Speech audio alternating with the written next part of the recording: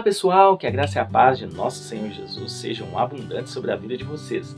Sou o pastor João Paulo Fonseca e estamos juntos para a nossa quinta lição do discipulado baseado no livro dedicado a Jesus, dos primeiros passos até uma vida completamente entregue.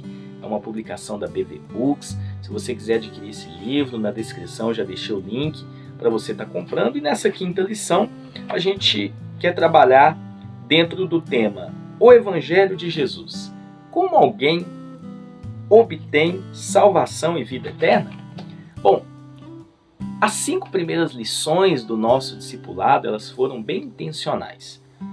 Nós construímos até aqui os primórdios, os fundamentos da nossa fé em Jesus. Então, na primeira lição, nós abordamos a respeito do convite de Jesus. Na segunda, falamos um pouquinho a respeito da vida de Jesus. Na terceira, as palavras de Jesus. Na quarta lição, a semana passada, a gente abordou a respeito da cruz de Cristo. E hoje, a gente está entrando no Evangelho de Jesus. Uma construção lógica, cronológica e ao mesmo tempo bastante eficaz para a gente ter uma compreensão ampla a respeito da razão e do porquê nós cremos em Jesus. O texto base do nosso estudo de hoje, João 3,16, que diz assim: porque Deus amou o mundo de tal maneira que deu seu Filho unigênito, para que todo aquele que nele crê não pereça, mas tenha vida eterna. Sabemos que Jesus ele morreu pelos nossos pecados. Nós já aprendemos isso nas lições passadas. Ele foi sepultado e ressuscitou dos mortos ao terceiro dia, cumprindo as profecias bíblicas a respeito do Messias. A morte e a ressurreição são 2 eventos marcantes que estabelecem a mensagem do Evangelho e continua a se espalhar pelo mundo, transformando vidas daqueles que ouvem essa mensagem. Sabemos que a palavra evangelho, ela vem do grego, que significa boas novas. O evangelho traz as boas novas da salvação e da vida eterna que vem através de uma fé sincera em quem? No pastor? Não, em Jesus. Essa é a maior notícia de todos os tempos. Nada muda mais corações, resolve mais problemas e traz mais esperança e alegria do que o Evangelho. Então, eu quero trazer alguns pontos dentro da ótica da palavra de Deus, para a gente ter uma compreensão a respeito do Evangelho de Jesus e de como alguém pode obter essa salvação. Que nós já apresentamos na aula passada, através da cruz de Cristo. Em primeiro lugar, Deus criou a humanidade para um relacionamento com Ele. Sabemos que originalmente, com base em Gênesis, nos primeiros capítulos, os seres humanos eles foram feitos à imagem e semelhança de Deus, para conhecê-lo, amá-lo e honrá-lo. Nós somos a coroa da criação, não somos acidentes evolutivos, frutos de uma evolução, criados a partir, do nada, sem uma causa, enfim. Nós somos projetados para ter um relacionamento com Deus. Então Deus ele fez o ser humano para viver uma vida santa, digna e para ele ser um mordomo, um administrador dos recursos que Deus disponibilizou através da criação. E além disso, o ser humano desfrutaria de um relacionamento com ele. Se você ler lá nos primeiros capítulos de Gênesis, Gênesis 1, 2 até o 3, todas as tardes Deus ia ao encontro do homem para ter um relacionamento com ele, conversar, enfim, caminhar junto. Só que tem um detalhe, e é o segundo ponto que eu quero mostrar para vocês. O nosso pecado nos separou desse relacionamento. Então, quando a gente pega Gênesis capítulo 3, a gente tem um entendimento que a queda da humanidade no jardim do Éden abriu uma porta de entrada para o pecado. Toda a descendência de Adão e Eva foi afetada pelo pecado deles. Então a Bíblia vai dizer que não há um justo sequer, todos se desviaram, está lá em Romanos 3. E o pecado é nada mais, nada menos que uma rejeição à natureza e ao controle de Deus. Deus é verdade, mentir é pecado. Deus é amor, odiar é pecado. Deus é fiel, portanto o adultério é pecado. Então tudo aquilo que foge da natureza de Deus, tudo aquilo que sai do caráter, dos princípios, da essência de Deus, é conhecido como pecado.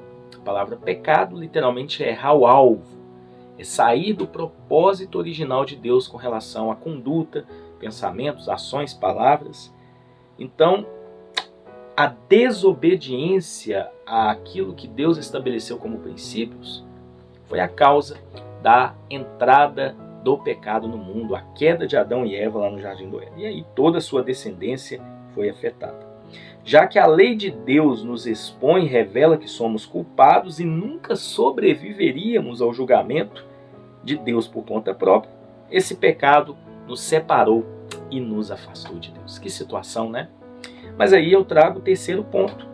Não há nada que os seres humanos possam fazer por conta própria para restaurar esse relacionamento. A Bíblia diz que nós estamos mortos em nossos pecados e delitos. Ninguém morto pode se salvar.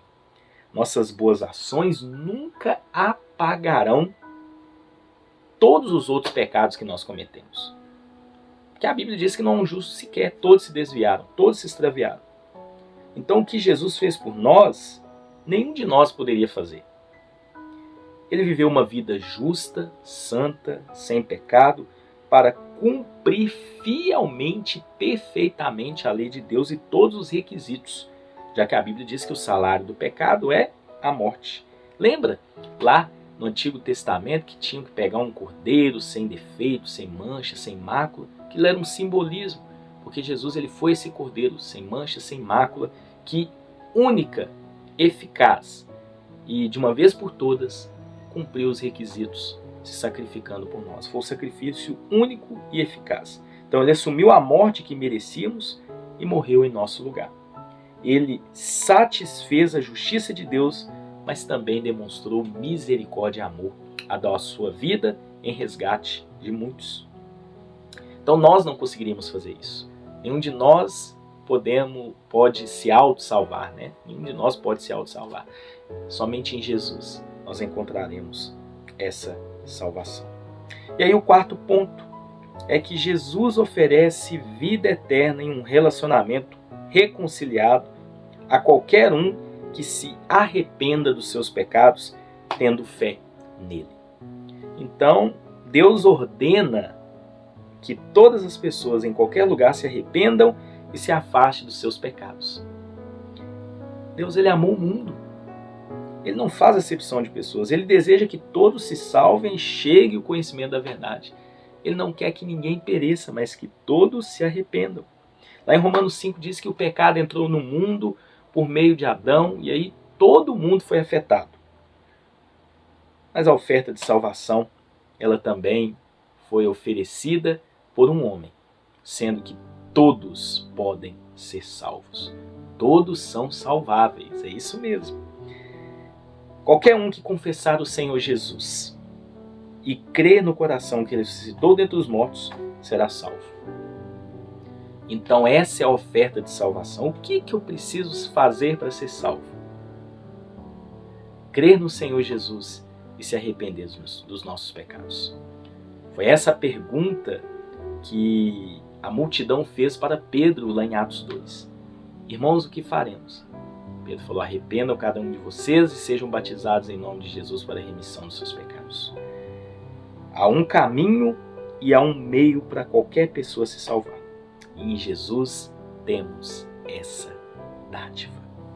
E eu concluo dizendo para vocês que a salvação ela já foi disponibilizada numa cruz. Devemos, portanto, após iluminados pela mensagem do Evangelho, pelos fachos de luz de graça, se decidir por Jesus.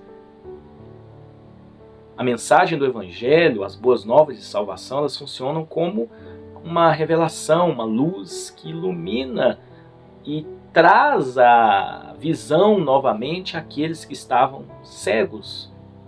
É como se um morto espiritualmente ele fosse ali meio que ressuscitado e ele tivesse a oportunidade de escolher. e adentrar a esse caminho, a essa porta de salvação em Jesus.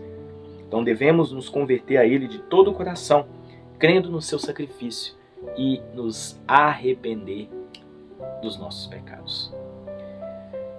Esse é o convite de Jesus para nós. E para que nós tenhamos uma vida completamente entregue, nós precisamos, mais uma vez, aceitar o convite de Jesus. Foi o que abordamos na primeira lição. Precisamos compreender a vida de Jesus e também as suas palavras, entender o significado da cruz e também o significado do Evangelho de Jesus para adentrarmos a uma vida completamente entregue a Ele. Então esses fundamentos são de fundamental importância. Fundamentos fala a respeito de base, de alicerce. Sem ele nós não construiremos a nossa vida a ponto de nos tornarmos discípulos com uma vida completamente entregue a Jesus. Vamos orar? Pai, em nome do Senhor Jesus, quero agradecer ao Senhor por essas 5 primeiras lições onde nós aprendemos a respeito dos fundamentos. Deus nos ajude a praticar tudo isso. Afaste do nosso coração tudo aquilo que não provém do Senhor. Deus, eu peço que esses fundamentos, esses pilares, sejam muito claros em nosso coração. Precisamos abraçar as verdades do Evangelho com todo o nosso ser, com toda a nossa alma. Que não venhamos a nos desviar, ó Deus, mas que a gente possa permanecer fiéis ao Senhor em todo o nosso proceder. Assim eu oro e te agradeço, em nome de Jesus. Amém. Que Deus te abençoe e até quarta-feira que vem, se Deus assim permitir.